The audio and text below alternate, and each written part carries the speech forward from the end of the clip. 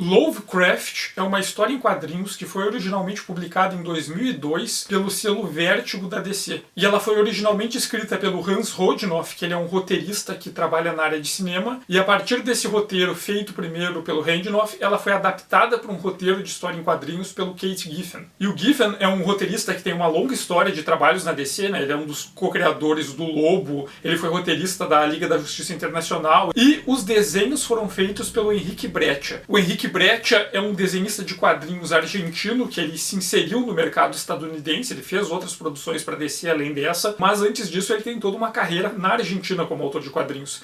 E inclusive ele é filho do Alberto Breccia, que é um desenhista de quadrinhos argentino bastante importante, fez várias parcerias com o Osterheld, inclusive ele foi o desenhista da versão de 1969 de O Eternauta, que eu já comentei aqui em um vídeo específico. Mas do que se trata Lovecraft? Lovecraft é uma história em quadrinhos que se propõe a apresentar uma biografia do Howard Phillips Lovecraft, que foi um escritor estadunidense que esteve ativo ali no começo do século XX e que no período em que ele era vivo ele não foi considerado tão relevante, mas depois ele se tornou um autor muito relevante, muito influente no gênero do horror. E essa história em quadrinhos, ela se propõe a apresentar a biografia do Lovecraft, contar a vida dele, e o Lovecraft é um sujeito que ele teve uma vida realmente um tanto conturbada, assim. Ele nasceu e morreu na cidade de Providence, e o Lovecraft, quando ele tinha 4 anos, o pai dele foi internado numa instituição para pessoas com doenças mentais, ficou lá 4 anos e acabou morrendo nessa instituição, quando o Lovecraft tinha só 8 anos. Aconteceu que ele foi criado pela mãe, pelas tias e pelo avô. E o avô foi um sujeito que teve bastante importância na formação dele, porque era quem incentivava ele a conhecer literatura e outras questões culturais. Só que o avô dele também morreu quando ele era criança, um pouco depois do pai dele morrer. Então ele acabou sendo criado pela mãe e pelas tias, e por ele ter alguns problemas de saúde, ele foi criado de uma forma extremamente superprotetora, que ele ficava trancado dentro de casa quase o tempo todo, não podia sair. Todo num ambiente bem superprotetor, que não deixava ele ter muito contato com o mundo. Depois a mãe dele também acabou ficando doente, ela morreu no hospital. O Lovecraft ele chegou a casar, mas o casamento dele não durou muito tempo. E ele acabou morrendo de um câncer do sistema digestivo quando ele tinha 46, 47 anos. Então ele não teve uma vida muito longa, mas nesse período da vida conturbada dele, ele escreveu bastante coisa. Ele escrevia muito para essas revistas de terror, de ficção científica, Pulp Fiction, tipo, por exemplo, a Weird Tales. E ele era bastante amigo do Robert Howard, o criador do Conan. E o Lovecraft é um autor que se tornou bastante influente porque ele vai ser um dos autores que vai acabar estabelecendo o que hoje a gente chama de horror cósmico. Eu já falei um pouco sobre o horror cósmico no vídeo que eu fiz sobre o Hellboy. Mas o horror cósmico, ele parte de algumas ideias que são próximas da categoria estética do sublime. O sublime é uma categoria que se valia da arte e das impressões sensoriais provocadas pelas obras de arte para fazer os sujeitos, os espectadores, o público, o leitor, se sentir pequeno, insignificante diante das grandes forças do universo. A sensação de ser pequeno e insignificante, por exemplo, diante de uma grande força da natureza, ou diante de uma grande força do sobrenatural, ou diante da grande presença divina, por exemplo. Toda uma arte que é produzida com o objetivo de fazer o espectador, de fazer o leitor se sentir que é uma coisa extremamente significante dentro de um universo que é muito gigantesco, que é muito maior do que ele. Só que o horror cósmico vai fazer isso não buscando fazer o leitor se sentir insignificante diante da natureza, mas insignificante diante de uma grande presença horrível, de um mal, de um horror enorme, gigantesco, que não importa o que o sujeito faça, ele nunca vai conseguir escapar desse horror, desse terror, dessa força macabra. Então o imaginário das narrativas do Lovecraft, ele parte da ideia de que existem entidades que são extremamente antigas, extremamente malignas, muito mais antigas do que o universo que a gente conhece, talvez inclusive elas tenham criado o universo e tenham criado a humanidade, e essas entidades elas são basicamente puro mal, puro caos, só que elas estão dormindo. Então o universo em que a gente vive, ele existe enquanto essas entidades malignas estão dormindo. Então nossa existência, toda a existência do universo que nós conhecemos é só um pequeno pedacinho de tempo dentro da existência dessas entidades, é só enquanto elas tiram um cochilo. E no momento que elas acordarem, que elas se despertarem, elas vão voltar à atividade e vão fazer desse universo voltar a ser caos e voltar a estar sob o domínio delas, sob o efeito dessas forças malignas que elas são a personificação, e obviamente o universo que a gente conhece e por consequência a humanidade vai ser completamente completamente aniquilada, destruída. Então nossa existência é um pequeno lapso de tempo enquanto essas grandes entidades, que são cósmicas, gigantescas e malignas, estão dormindo, estão tirando uma soneca. Só que ao mesmo tempo que essas entidades elas estão dormindo, mesmo elas dormindo, essas forças que se manifestam dos sonhos delas, elas conseguem atravessar algumas barreiras e chegar no nosso universo. Então tem forças malignas que são consequência indireta da maldade absoluta que existe nessas entidades. E que mesmo elas estão dormindo, um pouco dessa maldade acaba vazando, acaba forçando e conseguindo entrar no nosso mundo. E além dessas influências indiretas, existem sujeitos que são profetas, que são seguidores, que atuam no mundo como agentes em nome dessas entidades enquanto elas dormem. Então tem esses sujeitos que eles estão agindo em nome dessas entidades, mesmo elas não estando despertas agora. Então eles acabam influenciando o mundo com essas forças malignas que vêm dessas entidades. E muito das narrativas do Lovecraft é sobre essa tensão de sujeitos que estão em situações a princípio cotidianas, mas eles acabam entrando em contato com manifestações desse mal antigo e gigantesco que chega no nosso mundo, forçando as barreiras que separam o nosso mundo dessa outra dimensão paralela onde essas entidades estão dormindo. Daí essa ideia de horror cósmico, desse horror que é gigantesco, que é maior do que tudo que a gente conhece, que é maior que o universo. Talvez o universo seja só um pequeno pedaço desse grande horror, e no final ele vai vencer, não tem como a gente lidar com ele, não tem como a gente suportar. Se um humano, nas histórias do Lovecraft, acaba entrando em contato com esse mal que é ancestral, que é tão antigo, que é tão enorme, esse humano vai acabar na loucura, ele vai acabar surtando, ele não vai conseguir suportar e lidar com esse conhecimento. E também nessas narrativas do Lovecraft, um elemento que está bastante presente é a ideia do Necronomicon, um livro antigo feito em pele humana, escrito com sangue, que ali tem várias informações sobre essas entidades, sobre as outras dimensões onde elas estão dormindo, e contém vários encantos que inclusive podem abrir portais para trazer criaturas, manifestações desse mal antigo para o nosso mundo.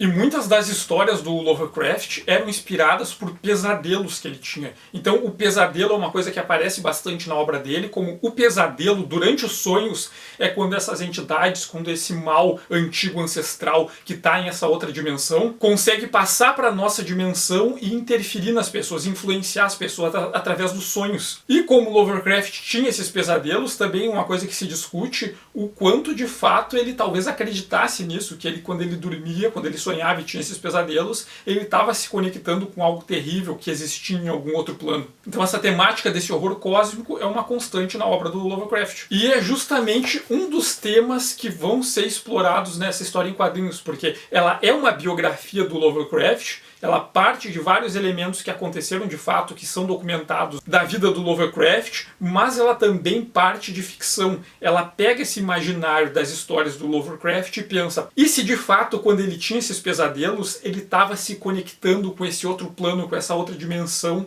que está mais próxima dessas entidades malignas e desse mal ancestral. Então aqui nessa história do Rodinoff, ele imagina que e se a loucura que o pai do Lovecraft teve foi porque ele de fato se conectou com essas entidades e com esses planos onde estão esse mal. A ideia é que o pai do Lovecraft ele encontrou o verdadeiro Necronomicon, acabou lendo esse livro e acabou enfraquecendo a barreira que separa o nosso mundo da dimensão onde estão essas entidades, e com isso acabou se conectando e interagindo com essas criaturas, e como os personagens do Lovecraft, ele não conseguiu suportar a compreensão da existência desse mal e por isso ele enlouqueceu. Só que o Lovecraft ele acabou herdando esse livro. Ele acabou ficando com o Necronomicon com ele, e a partir da leitura desse Necronomicon desde criança, ele acabou também enfraquecendo as barreiras, quase abrindo o portal. E por ele ter feito essa conexão, essas entidades começaram a alcançar ele através dos sonhos e a interagir com ele. Então a história dessa versão do Lovecraft é, e se o Lovecraft de fato tinha um Necronomicon,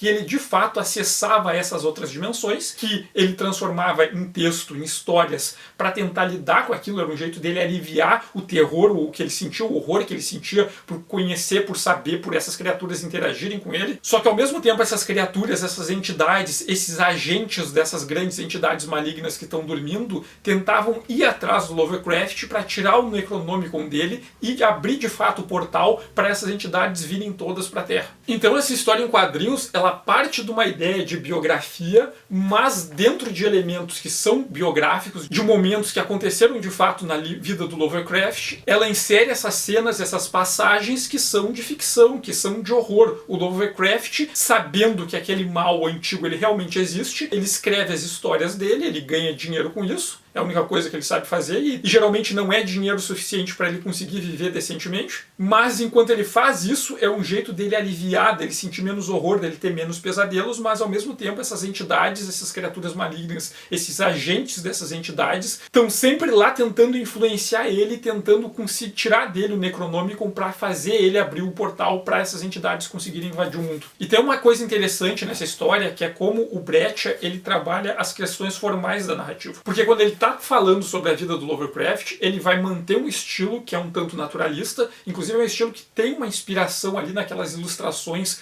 do começo do século XX, as ilustrações e também as gravuras, que usavam aquelas linhas finas e os efeitos de Ashura, só que quando ele vai representar os elementos que são mais terríveis, as aparições, as visões que o Lovecraft tem, o Brecha ele vai para um lado de se aproximar do expressionismo. Mas não é só uma aproximação do expressionismo. Ele passa a usar de fato elementos que são lá da arte expressionista do começo do século XX, da mesma época que o Lovecraft estava escrevendo as histórias dele. Só que para nós entendermos exatamente o que o Brecha está fazendo aqui nessa história em quadrinhos, eu acho importante entender o que era o expressionismo, como o expressionismo funcionava. Eu já comentei em vários outros vídeos aqui o como os renascentistas lá no século XIV, no século XV, a partir da crença que eles estavam recuperando tradições artísticas que tinham vindo lá da Grécia Antiga, do Império Romano, eles acabaram estabelecendo os valores naturalistas, os valores de que a arte boa, o objetivo da arte é imitar a natureza o mais próximo possível. O que qualifica uma arte é tu olhar para a arte e ver como ela está representando a coisa, e quanto mais parecido a representação for com a coisa de verdade, melhor seria a arte. E esse era um dos valores que era bastante importante na arte renascentista, né? A ideia naturalista, a ideia da arte como imitação da natureza, como reprodução das características e das formas de organização da natureza. Só que esses valores da arte naturalista, como eu já comentei também várias vezes aqui no canal e por outros meios, que o quanto os valores naturalistas eles foram tão influentes dentro da cultura e da arte ocidental que muito da tradição ocidental, muito do senso comum ocidental entende que a arte naturalista seria a arte correta, essa arte que imita a natureza, que a qualidade é proporcional ao quanto ela é parecido com as coisas do mundo real, em detrimento de outras formas de produção artística cujo objetivo não é se parecer com o mundo real. E uma das coisas, dos fatores que vai implicar, vai levar essa tradição, esse entendimento da cultura ocidental, tem a ver com as formações das academias de arte que vão acontecer ali a partir do século XVII. Elas vão partir das associações de nobres, de famílias ricas, mesmo de reis, que vão tentar construir uma imagem de cultura para suas cidades, para os seus reinos, criando essas academias que vão reunir vários artistas, vários estudiosos intelectuais humanistas, e a partir dessas academias, eles não só vão estudar, vão debater entre eles, como eles vão receber alunos que eram ensinados a produzir arte e a pensar a partir das lógicas do humanismo. Então essas academias elas vão se formar na Itália, depois na França, na Bélgica, na Inglaterra, vão se espalhar por toda a Europa. E os valores que vão ser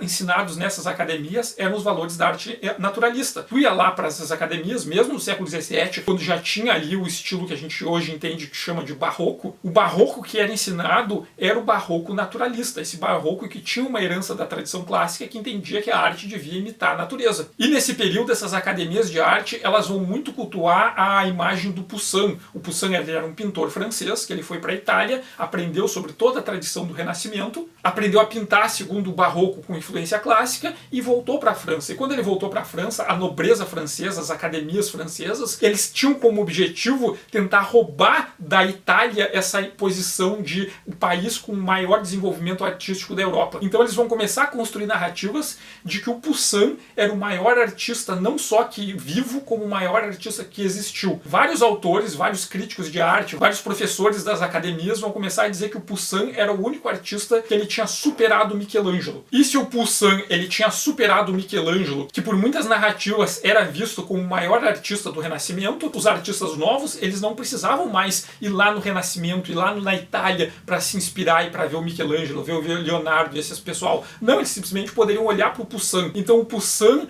ele acabou sendo o paradigma do ensino da arte em toda a Europa Ocidental. As academias de arte na França, na Bélgica, também na Inglaterra, na própria Itália, começaram a usar o Poussin como uma imagem. Olha só, esse cara aqui é o cara que faz a arte ideal. Tu quer ser um bom pintor? Então imita o Poussin. E o Poussin era um pintor do estilo barroco com influência do clássico. Um barroco que era naturalista. E nesse período do século XVII, tinha toda uma tradição de barroco, que ao contrário, eles desafiavam as lógicas da arte clássica, um barroco anticlássico. Só que nesse período, vários artistas que seguiam essa tradição, apesar de algum deles conseguirem ter algum tipo de sucesso comercial, de ter algum patrono, algum nobre que gostava especificamente da arte deles, dentro das academias eles eram mal vistos. Então pintores como Caravaggio, o Rubens, o Rembrandt, esses caras dentro da academia, tem vários textos de historiadores da arte, de críticos da arte do século XVII, que falavam mal deles, falavam que eles eram pintores horríveis, que eram coisas horríveis que não se deveriam nem chegar perto, que os estudantes de arte deviam passar longe deles, porque esses caras, eles faziam uma arte que era ruim, uma arte que era decadente, porque eles não seguiam as normas da arte clássica e não seguiam as regras de que a arte melhor era a arte que era mais parecida com aquilo que estava tentando representar. Mas as academias seguiram ensinando essa tradição do naturalismo que tinha o Poussin como modelo. Tu quer ser um bom pintor? Então pinte o mais parecido possível como o Poussin pintava. Isso vai ser o padrão de ensino nas academias de arte na Europa. E depois, com as revoluções liberais, com a Revolução Francesa, a Revolução Francesa vai adotar o neoclassicismo como o estilo oficial, que era um estilo de arte que também se inspirava nessa tradição clássica naturalista. Então a repressão a outras formas de arte vai ser ainda maior. Por exemplo, o barroco anticlássico vai ser visto como isso é a arte da aristocracia, isso é a arte das monarquias. A gente tem que se livrar disso, a gente tem que destruir isso, porque esse é um símbolo da monarquia e não cabe nas repúblicas iluministas. Então, de novo, vai ter todo um reforço dessa arte que é naturalista e esses governos revolucionários vão estabelecer as suas academias de arte que vão ensinar o neoclassicismo naturalista. Então as academias de arte por séculos vão dizer que a única arte que é boa é a arte que é naturalista. No século XIX vai ter um pouco uma ameaça a isso. Primeiro com a aparição do romantismo. O romantismo ele vai se inspirar num imaginário idealizado da Idade Média, então ele vai trazer vários elementos que são medievais, que são dessa tradição não clássica para colocar na arte. Apesar de que o romantismo ele vai ter alguma resistência, mas alguns autores românticos vão acabar tendo espaço em algumas academias, porque diante das revoluções liberais, os nobres que eram contra essa burguesia, os reis dos países que ainda eram monarquistas e também todos os movimentos de restauração, de colocar de volta os reis no poder, eles vão se inspirar bastante na arte romântica, porque a arte romântica vai ajudar a criar esse imaginário de que bom mesmo era na Idade Média. Bom mesmo é quando os reis, os aristocratas, os nobres cavaleiros que governavam. O romantismo vai acabar ajudando a construir esse imaginário de que a Europa era muito melhor na época das monarquias, na época que os nobres aristocratas governavam, do que depois das revoluções. Então o romantismo ele vai conseguir algum espaço, apesar dele contrariar vários valores da arte clássica. Mas ele contrariava a arte clássica, mas ele não rompia completamente com alguns elementos naturalistas. Mas uma coisa que é importante para o romantismo, que eu comentei no vídeo que eu falei sobre do Watchman, de porque o Watchman não é realista, é que o romantismo ele valoriza a subjetividade. É muito mais importante o ponto de vista pessoal de um sujeito específico do que a ideia de que existe uma objetividade que pode ser observada como igual por todas as pessoas. Mais adiante do século XIX, essa questão da arte naturalista ela vai ser mais forçada ainda pelos impressionistas, porque os impressionistas eles vão tentar pintar imagens baseadas na experiência da visão do mundo real, só que eles vão partir da ideia, não, olha só, nós estamos tentando pintar a imagem como a gente vê, como se vê, como é a experiência da visão. Só que a experiência da visão não é como os artistas renascentistas diziam que eram. Se a gente tirar uma foto de alguém correndo,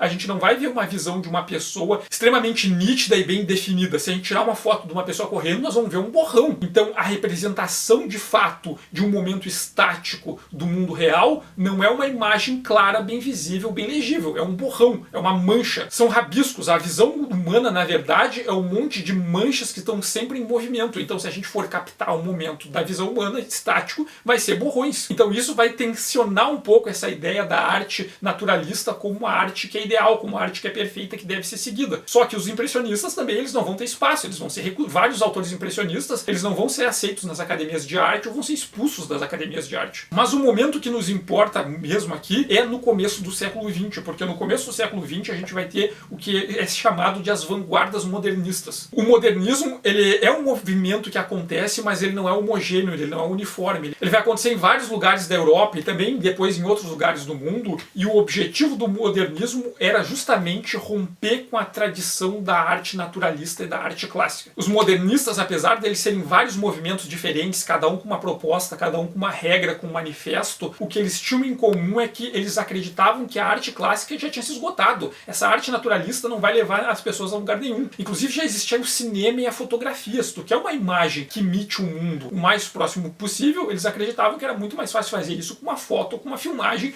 do que com uma pintura. A pintura deve ser usada para fazer outras coisas. Então, a proposta modernista, ela parte da ideia de primeiro aceitar que a pintura, ela é uma imagem feita sobre uma superfície plana. A pintura não é tridimensional, ela é plana, ela só tem duas dimensões. Tentar criar regras para criar uma ilusão de tridimensionalidade é bobagem. Porque o que era relevante para os modernistas não era tentar usar a arte para falar sobre outras coisas. Por exemplo, para os modernistas, a arte ela não servia para contar uma história. A pintura não deve ser medida a qualidade da pintura por o quanto ela consegue contar uma história. Uma pintura não tem a obrigação de contar história. Uma pintura não tem a obrigação de ser narrativa. Uma pintura é uma imagem plana. A obrigação da pintura é ser uma imagem plana. E o objetivo modernista era pegar as diferentes mídias, pegar as diferentes linguagens artísticas e parar de tentar usar elas para tentar imitar a natureza ou para contar grandes narrativas e julgar elas pelo quanto elas conseguem contar histórias e pelo quanto elas conseguem imitar a natureza o mais parecido possível. Não.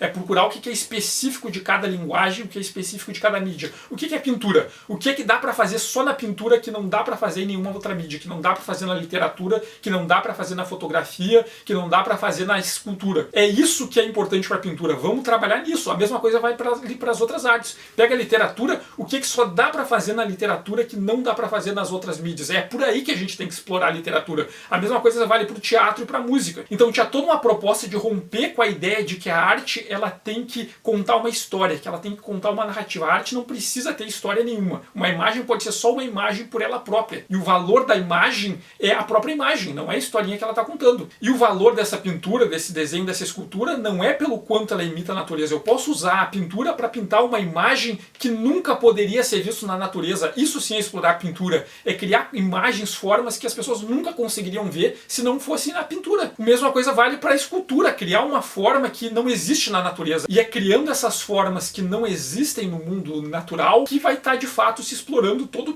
potencial do artista, da mídia e da linguagem que ele usa. Então o objetivo para a arte, para os modernistas, ali no começo do século XX, é isso, é fazer aquilo que só dá para fazer naquela mídia. E romper completamente com esses valores clássicos e com esses valores naturalistas. Então por isso tem muita gente que tem dificuldade, às vezes, de olhar para a arte moderna. Tu olha a arte moderna, mas isso aqui tá feio, isso aqui tá borrado, é desproporcional, olha como o pé do Abapuru é muito maior que a cabeça dele, sim, e é de propósito. Eles estão jogando na tua cara, olha só. A arte não é só imitar uma imagem igual como ela é. Não é olhar para uma montanha, para uma pessoa e pintar uma imagem igual à montanha, igual à pessoa. Se eu quisesse ver uma imagem igual à pessoa, igual à montanha, eu olho para a montanha, eu olho para a pessoa. Ou então eu tiro uma foto. A pintura permite criar uma imagem que não existe no mundo real, que a gente não vai olhar para nenhum lugar e não vai encontrar, só dá para achar na própria pintura, só dá para achar no próprio desenho. Então essas imagens da pintura moderna, que são esses borrões, essas manchas, essas coisas todas distorcidas, que não parecem com aquilo que está representando, é de propósito. É justamente para explorar um outro caminho da arte que não tinha sido explorado até então. Olha quanta coisa era possível se fazer com arte e não deixavam fazer porque as academias ensinavam para os estudantes que era errado, que se eles fizessem aquilo eles seriam maus pintores, que se eles fizessem aquilo eles eram expulsos das academias, tinham as carreiras destruídas. Então eles estavam tentando tensionar justamente para libertar, para criar novas possibilidades do que se fazer com a arte. E é nesse contexto que vai surgir o expressionismo, que é o movimento artístico que vai surgir ali na Europa, vai abranger várias expressões artísticas características diferentes e que compartilhava desses ideais modernistas de romper com a tradição naturalista e com a tradição clássica na arte. Muitas pessoas chamam de o expressionismo alemão, o que é um pouco redundante, assim, porque o expressionismo ele surge na Alemanha, ele é natural da Alemanha. Vários dos grupos e dos artistas mais importantes do expressionismo, eles são alemães, então é meio redundante falar o expressionismo alemão, né? O expressionismo e os expressionismos nos outros lugares, o expressionismo na França, em outras regiões, sim, que poderiam ser os expressionismos locais. Mas o expressionismo, por ter nascido nesse contexto da Alemanha, ele vai herdar várias características que são do romantismo. Não só do romantismo, vai ser bastante influenciado, por exemplo, pelas teorias do Nietzsche e por todo um pessimismo alemão, mas ele vai herdar do romantismo a questão de se opor aos ideais clássicos a partir da valorização da subjetividade. Valorizar aquilo que é específico da subjetividade, da impressão de cada indivíduo. Um sujeito olha para uma coisa e o que só aquele sujeito consegue ver quando ele olha para aquela coisa. Isso é importante. E o expressionismo vai partir dessa noção de valorização da subjetividade para estabelecer suas regras formais. A ideia na arte expressionista é, quando se representa uma coisa, o mais importante não é seguir a lógica naturalista de tentar representar aquilo com a aparência mais próxima possível da visão de olhar para uma coisa real, mas sim expressar a sensação que se tem diante daquela coisa. Então um sujeito, quando ele vai representar uma ponte, ele não tem que pintar ou desenhar a ponte o mais parecida possível com a ponte real. Ele tem que representar o que ele está sentindo diante daquela ponte, o que ele está sentindo diante de uma casa ou diante de uma pessoa. Se o pintor vai pintar um lugar da infância dele, por onde ele tem saudosismo, por onde ele se sentia tranquilo, ele vai tentar pintar aquele lugar para tentar passar a tranquilidade que ele sente para as pessoas que também vão olhar para a imagem. Por exemplo, se era a casa dos avós dele, para uma outra pessoa é uma casa aleatória. Para ele vai olhar para aquela casa e vai sentir questões de afeto que estão relacionadas por ele ter passado por aquele espaço na infância e ter convivido com seus avós. Então ele vai ter que tentar pintar aquela casa de um jeito que vai fazer com que, quando outra pessoa olhar para a imagem da casa, não vai ver só a casa, vai ver os sentimentos que ele tem em relação à casa. Por essa lógica, o mais importante não é mimetizar a aparência visual, é mimetizar as sensações que se tem diante da coisa. Então, se o sujeito vai pintar um ambiente que ele tem medo, uma pessoa que ele tem muito medo,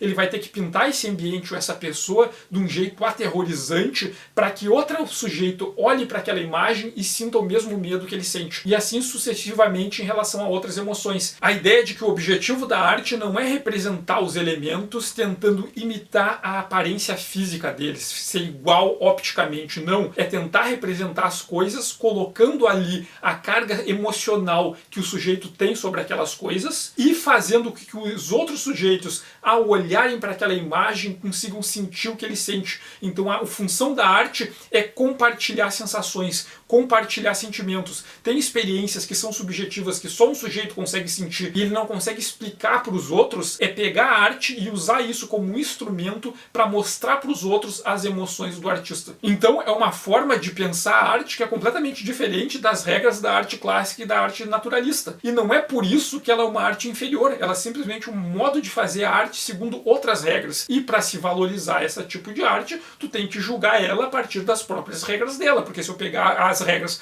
da arte naturalista, da arte clássica, para julgar uma arte expressionista, é óbvio que a obra expressionista não vai ser aprovada, mas se a gente fizer o inverso, se eu pegar uma pintura clássica, pegar uma pintura naturalista e tentar julgar ela pelas regras da arte expressionista, essa pintura de arte clássica, essa obra de arte naturalista também não vai ser aprovada, porque são regras diferentes de se pensar e de se produzir a arte que levam à necessidade de regras diferentes para interpretar e para valorizar essa arte. Por isso uma pauta que eu trago muito aqui para o canal é a importância de superar a ideia de que a arte naturalista, de que os valores naturalistas da arte são os únicos, são os absolutos, são a única forma de se relacionar com arte. Porque se a pessoa acredita nisso, se ela olha para qualquer obra de arte, não importa a regra com qual o artista trabalhou, e sim as regras da arte naturalista, então essa pessoa ela não só sempre vai considerar essas outras obras como ruins, como ela nem sequer vai conseguir entender sobre o que trata aquela obra. Aquela obra, por exemplo, uma pintura expressionista, ela não está preocupada em ser igual o que seria no mundo real. Ela está preocupada em passar um estado emocional, uma sensação, um sentimento que o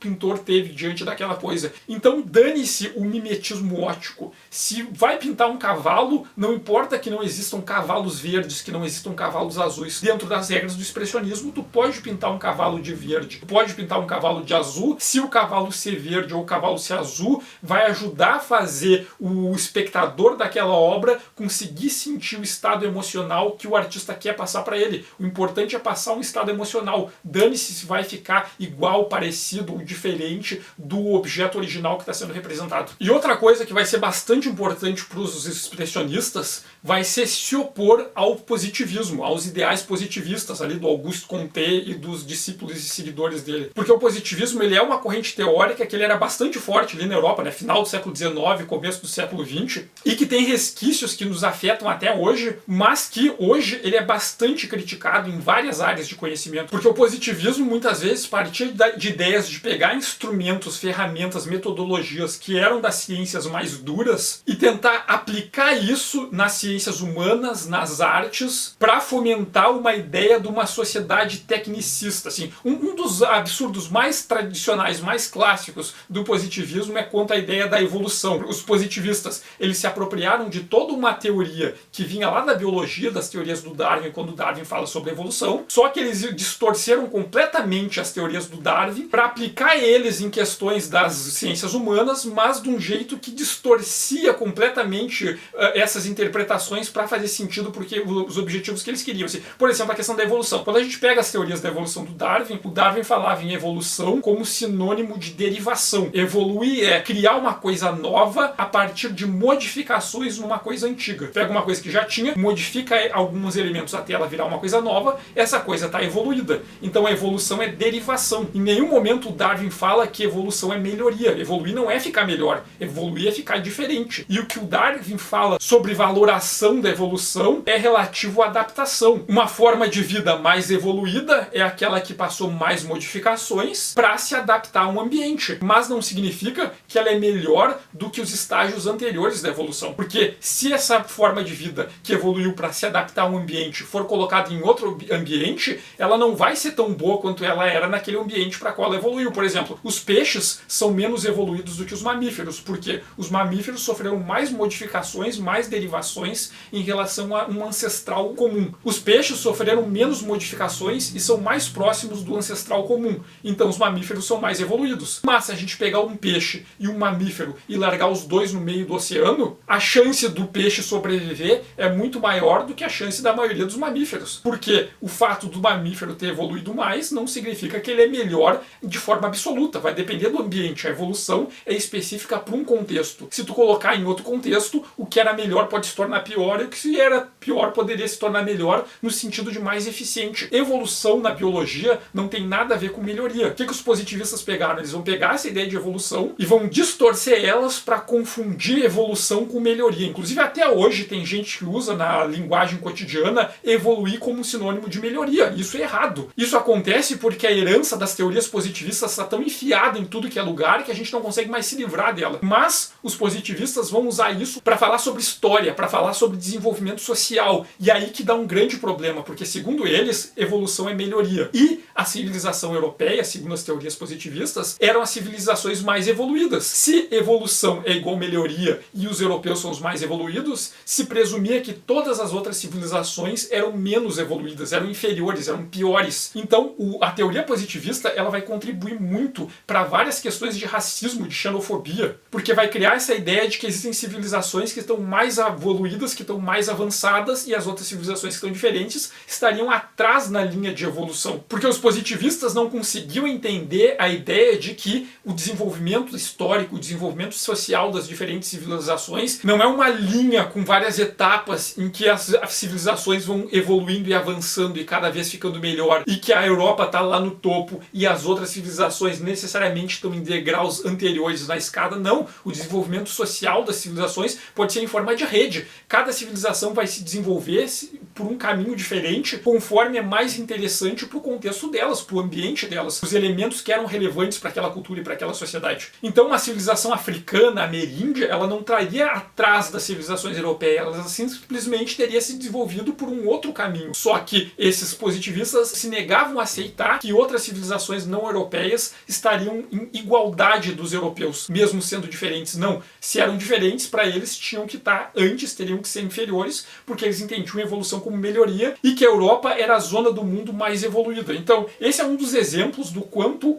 o problema dessas teorias do positivismo, de pegar questões de outras áreas da ciência e distorcer elas para falar sobre humanidade, sobre artes, mas que na verdade eram desculpas para criar teorias que simplesmente reproduziam preconceitos. E uma das pautas dos expressionistas é brigar com os positivistas, é dizer o quanto isso era absurdo, essa lógica de tentar pegar elementos da ciência e racionalizar tudo, racionalizar o desenvolvimento humano e racionalizar o desenvolvimento artístico a partir dessas etapas, desses degraus numa escada evolucionista, que supostamente se confundiria com melhoria. Eles falavam que isso aí é uma bobagem, eles queriam brigar com os positivistas. Então eles queriam negar toda essa bobagem de tentar forçar teorias e conceitos que são da ciência nas artes e nas ciências humanas e partir de outros caminhos. Era falar sobre as questões subjetivas, sobre as questões sentimentais, muitas vezes sobre questões espirituais. Uma arte que busca passar uma carga emocional para o sujeito e não mostrar para ele qual é o próximo passo numa evolução formal segundo as regras da arte clássica naturalista. E o expressionismo, ele teve dois grupos que são muito importantes assim para o desenvolvimento, para o estabelecimento do que foi o expressionismo. O primeiro deles é o Die Brücke,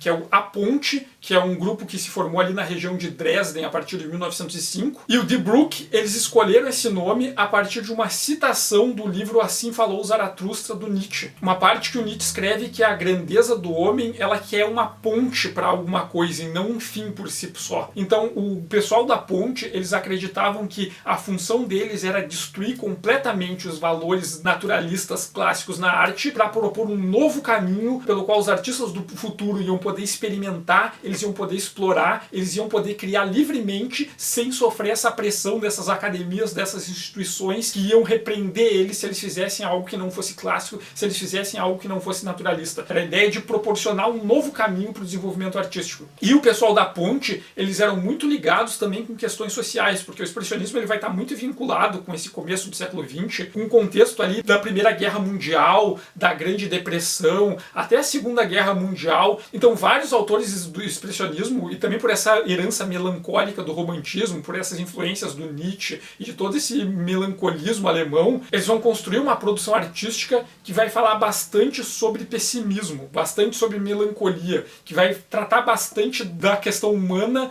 mas nas cidades e na decadência da qualidade de vida, no quanto a felicidade talvez seja algo que é impossível de alcançar. E por causa disso, por viver nesse contexto que é muito infeliz, que é muito deprimente, que é muito pessimista, as pessoas elas têm que se aproveitar do máximo dos pequenos momentos de felicidade que tem. Então um dos focos do grupo A Ponte é focar nesses momentos de intensidade emocional que as pessoas têm, esses momentos de felicidade, esses booms emocionais, essas explosões emocionais, e representar isso. Então uma das questões na arte do pessoal do A Ponte era trabalhar bastante com esses contrastes de cores. Dane-se para eles se no mundo real um objeto não teria aquela cor. Se pintar ele com aquela cor for ajudar a passar a carga emocional que eles querem passar, então tá valendo. Então vai ser a ideia de pintar não o que tu tá vendo, mas o que tu tá sentindo quando vê. Então vão ser formas que vão ser pintadas com muitas distorções. O pessoal da Ponte vai adorar fazer deformações, fazer as pessoas exageradas, cores que não existem de verdade, pessoas com cara verde, pessoas com cara vermelha, mãos gigantes, pés gigantes, tudo deformado, tudo distorcido.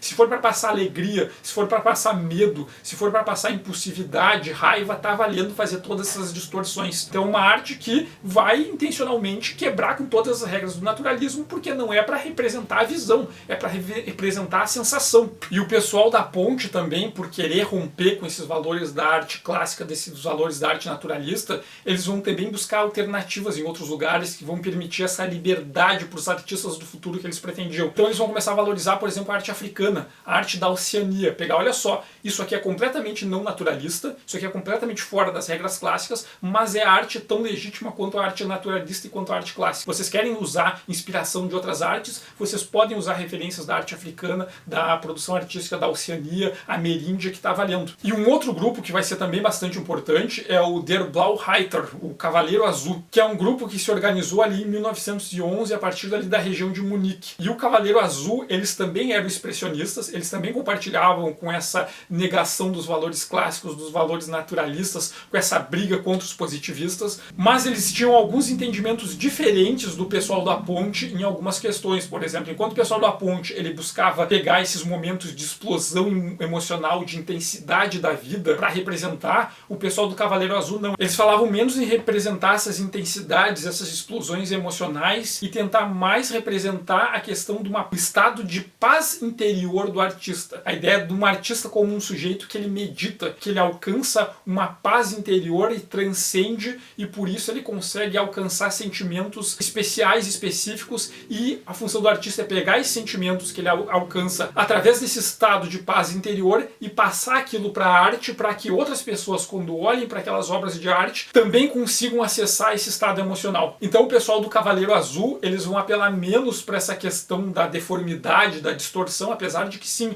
eles vão violar todas as regras da arte naturalista e da arte clássica, e inclusive eles vão se aproximar dos desenhos feitos por pessoas com doenças mentais e desenhos feitos por crianças, porque eles vão chegar nessas pessoas, as crianças. E as pessoas com doenças mentais, quando eles estão desenhando, eles estão em estágio de transe, do estado de paz espiritual, que talvez seja muito mais difícil para uma pessoa adulta e mentalmente saudável atingir. Então eles vão pegar muita inspiração dos desenhos infantis e nesses desenhos feitos por pessoas internadas em instituições para tratar de doenças mentais. Mas eles vão se apelar menos para a ideia das distorções e mais para a ideia do abstracionismo, de pegar aquilo que eles querem representar e tentar encontrar naquelas formas as linhas mais básicas, as formas geométricas básicas, e reduzir aquelas imagens que eles veem a formas mais simples que podem ser passadas para a tela, para o papel, ou para qual mídia que for. Então transformar essas imagens em códigos, em esquemas geométricos, em esquemas formais. Então é menos distorção e mais esquematização do que é representado. Mas ainda assim é violando as regras do naturalismo e ignorando completamente as regras da arte clássica. E o pessoal do Cavaleiro Azul também, eles se interessavam bastante por questões de espiritualidade, de misticismo, de ver na arte um potencial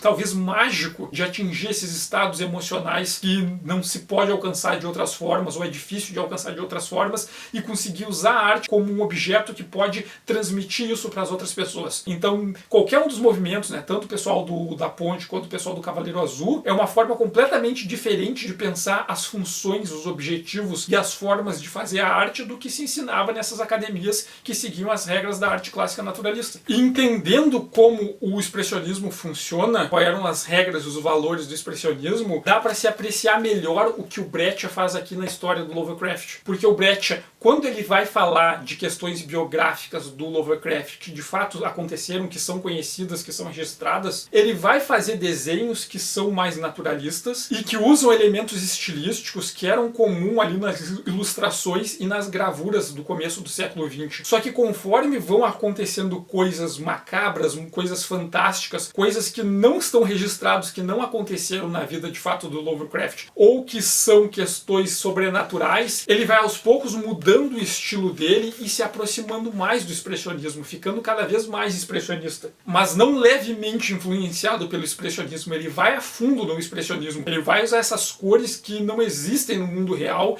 ele vai criar formas que não existem também no mundo real, que não podem ser observadas, que não são geradas a partir de uma busca por uma imitação ótica, e vai começar a distorcer as coisas, deformar os elementos. Então, quanto mais fantástico, quanto mais bizarro é o acontecimento, mais expressionista vão ficando os elementos, mais fortes e carregadas vão ficando as cores, mais distorcidas e difíceis de interpretar vão ficando as imagens. Então tem uma questão aqui que é entrar nesse mundo fantástico, que é um mundo que não é racional, que não é lógico, e portanto não está submetido às regras lógicas de composição da imagem, essas regras da arte naturalista. Mas ao mesmo tempo a gente está vendo essas distorções que só o Lovecraft está vendo. Essas manifestações sobrenaturais dessas entidades cósmicas que estão nessa dimensão paralela, que estão tentando forçar e entrar no mundo, que atacam o Lovecraft a partir dos sonhos que ele tem, é só o Lovecraft que vê. Então é uma questão subjetiva. É aquilo que o expressionismo falava de tentar usar a arte para representar aquilo que só um sujeito consegue ver. E ao representar na arte aquele sentimento, aquela sensação que só um sujeito pode ver, outras pessoas podem olhar para a obra e conseguir acessar essas emoções que ele tem.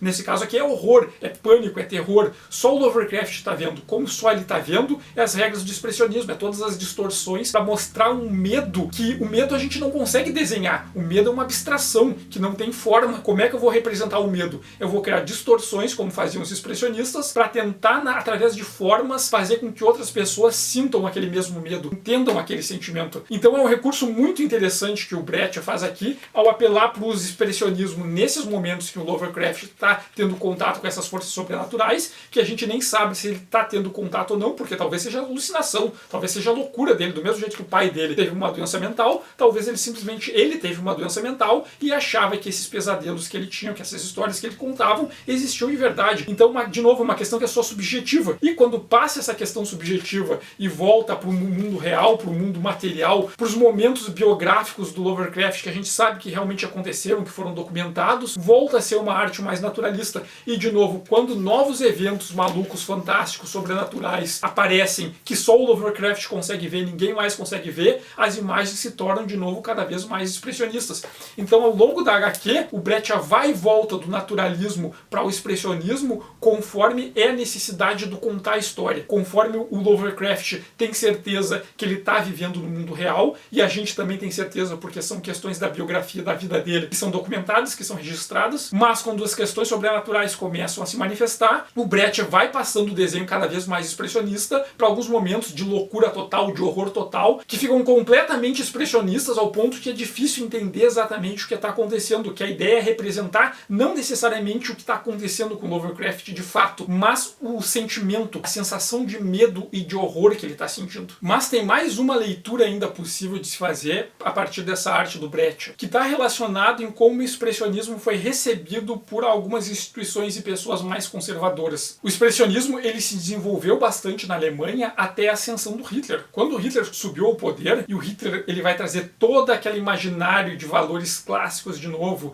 da Alemanha como a herdeira da arte clássica e tal, o Hitler ele vai repreender toda a produção de arte modernista alemã, que era muito assim. A Alemanha era um dos grandes centros de arte modernista da Europa no começo do século XX. Com a ascensão do nazismo, vários artistas vão ter que ser expulsos, porque eles vão ser presos, e muitas obras vão ser confiscadas e algumas destruídas. O governo nazista, inclusive, ele fazia as exposições de arte degenerada. Ele pegava essas obras de arte modernista, muitas delas eram expressionistas, e fazia grandes exposições, e do lado dessas obras modernistas, expressionistas, que usavam essas características do abstracionismo e das distorções, eles botavam fotos de pessoas com deformidades, fotos de pessoas com doenças físicas e mentais, e dizia, olha só, da mesma forma que as pessoas podem ter deformações físicas, as pessoas podem ter deformações mentais, segundo a teoria nazista. E essas deformações mentais levam as pessoas a serem comunistas, e levam as pessoas a produzir arte moderna, a produzir arte expressionista. Então a narrativa nazista era de que o expressionismo, na verdade, era uma arte feita pelos judeus e pelos comunistas, e que mostrava o quão a mente dos judeus e dos comunistas era deformada. Porque, segundo essas narrativas nazistas, não seguir a arte clássica era um sinal de corrupção, porque a arte clássica era a arte ideal, era a única beleza que tinha, e quanto mais longe do naturalismo, mais longe se estava da beleza e mais perto se estava de uma degeneração. E o expressionismo era a prova de que a degeneração tinha se manifestado na Alemanha e que a culpa era dos comunistas e dos judeus. Então, para os nazistas, o expressionismo era a arte comunista e a arte dos judeus. E por isso deveria ser destruída, porque era um reflexo das doenças e deformidades mentais que os judeus e os comunistas tinham. Então, como eu falei do Eternauta, os conservadores e esses autoritários vão ter muita dificuldade de lidar com a arte moderna, porque eles não conseguem nem compreender outras formas de arte. De novo, é esse apego ao naturalismo e à arte clássica, não conseguir nem entender outras formas de arte, e por não conseguir conhecer, aceitar outras formas de arte, quando olha para uma produção que é feita segundo outras regras, começa a inventar coisas malucas, começa a projetar coisas ali, porque não consegue nem compreender sobre aquilo que se trata. E por isso que eu considero uma das missões aqui do canal mostrar outras perspectivas, mostrar que existem outras formas de pensar e produzir arte, além da estética naturalista e além da tradição clássica. Dá para se produzir vários outros tipos de arte, se produziram vários outros tipos de arte ao longo da história, e se o sujeito sempre tentar ler a produção artística a partir do naturalismo, várias obras ele não vai conseguir nem se conectar com elas, ele não vai conseguir nem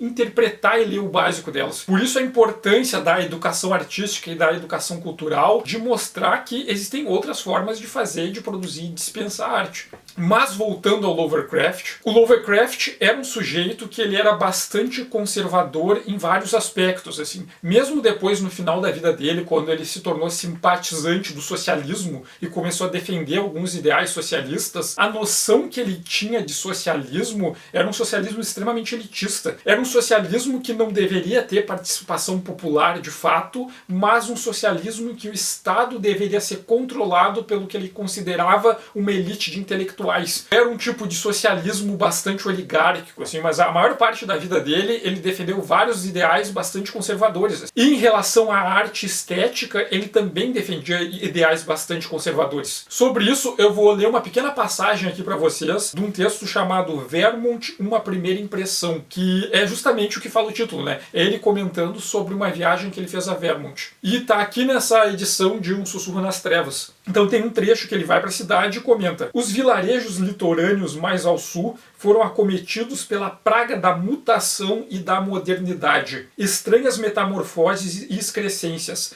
arquitetônicas e topográficas, assinalam a fatídica tirania do mecanismo e a jurisdição da engenharia, que depressa afastam esse cenário de todas as ligações com antecedentes históricos e levam-no à deriva e sem âncora em mares desconhecidos e sem tradição. Então, o Lovecraft é um cara que ele vai estar olhando para o advento da modernidade, para o surgimento da arte moderna, da arquitetura moderna, como algo que está degenerando a sociedade. Inclusive, nesse mesmo texto que eu estou lendo aqui, mais a seguir, ele vai ser extremamente racista, ele vai falar dos negros como se os negros também provocassem essa degeneração da sociedade, e logo depois ele vai falar mal dos imigrantes, como se os imigrantes também estivessem degenerando a cultura pura e nativa ali dos Estados Unidos dele. Então o Lovecraft é um sujeito que ele também vai olhar para a arte moderna, para a arquitetura moderna, para a produção cultural moderna, e vai olhar ali uma degeneração por essa produção artística e cultural, tá saindo dos valores da arte clássica, tá saindo dos valores da arte naturalista, mesmo ele sendo um escritor de horror. E isso acaba acrescentando mais uma camada para os desenhos que o Breccia faz nessa versão de Lovecraft. Porque quando ele representa o Lovecraft tendo essas visões desses elementos que ele considera horror, essas criaturas e esses agentes, dessas entidades malignas cósmicas,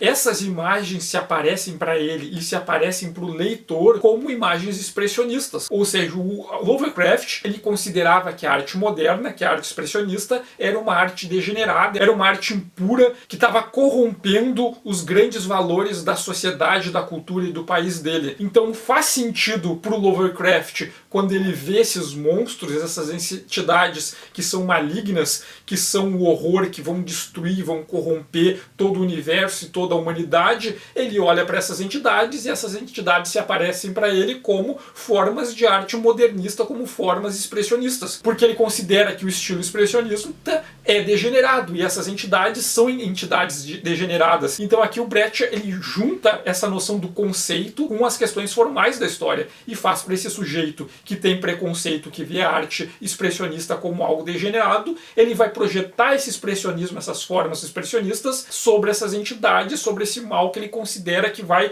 degenerar a humanidade, vai degenerar o universo. Então essa é uma outra possível leitura para esse trabalho que o Breccia faz aqui, que é extremamente elaborado a partir só das questões visuais, só a partir de uma alternância em questões estilísticas entre ir desse naturalismo para um expressionismo mais colorido, mais exagerado, e com isso fazer essas alternâncias entre uma história fatídica e uma história ficcional, absurda, de horror, monstruosa, e também entre o Lovecraft e esses momentos de sanidade dele, em que ele consegue se conectar com o mundo e interagir com o mundo real que está em volta dele concreto, com essas imagens que são mais naturalistas, e quando ele começa a ver esses horrores que talvez sejam reflexos de horrores do interior dele, essas formas são formas que são expressionistas, e essas formas que ele considera corrompida, ele vê segundo estilos que ele também considerava corrompido. Então essa história em quadrinhos Lovecraft eu considero um bom exemplo de usar as tradições artísticas, de usar as convenções formais e estilísticas para enriquecer a maneira como a história é contada. Essas questões formais, elas não estão aqui só pelo desafio do artista de fazer formas diferentes do que se faz convencionalmente. Elas não estão aqui só pelo impacto pontual de olha só esse monstro colorido e feio, que nojento. Não, elas estão aqui porque elas ajudam a contar a história, só que para um artista conseguir contar a história dessa maneira e para o leitor conseguir ler essa história história e acessar várias dessas camadas, ele tem que ter um conhecimento um pouco básico do que significou esses movimentos artísticos, o que significou essa tradição, o que é o expressionismo, o que simboliza, o que significa, quais eram os recursos técnicos utilizados pelo expressionismo, e também compreender essa relação que a arte modernista propôs em relação às tradições da arte naturalista clássica. Então Lovecraft é uma história que tem várias camadas, mas para acessar todas elas o leitor tem que ter algumas chaves de leitura, que é pelo menos entender essa relação do expressionismo, da arte moderna em si, com essas tradições das artes naturalistas, o quanto a arte moderna tinha como proposta intencionalmente desafiar e quebrar as regras da arte naturalista clássica para possibilitar que os artistas do futuro pudessem trabalhar com outras questões, com outros elementos, sem essa pressão da academia e das instituições, expulsando eles, punindo eles, se eles ousassem desafiar as regras da arte estabelecidas pelos renascentistas lá no século XIV e XV. Bom, por hoje era isso. Agradeço quem assistiu até aqui. Peço que quem gostou aperte no gostei. Se puderem compartilhar com as pessoas que vocês conhecem, eu agradeço bastante. Agradeço aos apoiadores do canal, que é graças ao pessoal que apoia a campanha lá no site do Apoia-se que o canal é viável de continuar existindo. Convido quem ainda não segue ao canal a dar uma olhada nos outros vídeos e que passe a seguir o canal para receber as notificações dos próximos vídeos. Também vocês podem seguir o Ilha Kaiju lá no Twitter e no Instagram. E obrigado e até o próximo vídeo.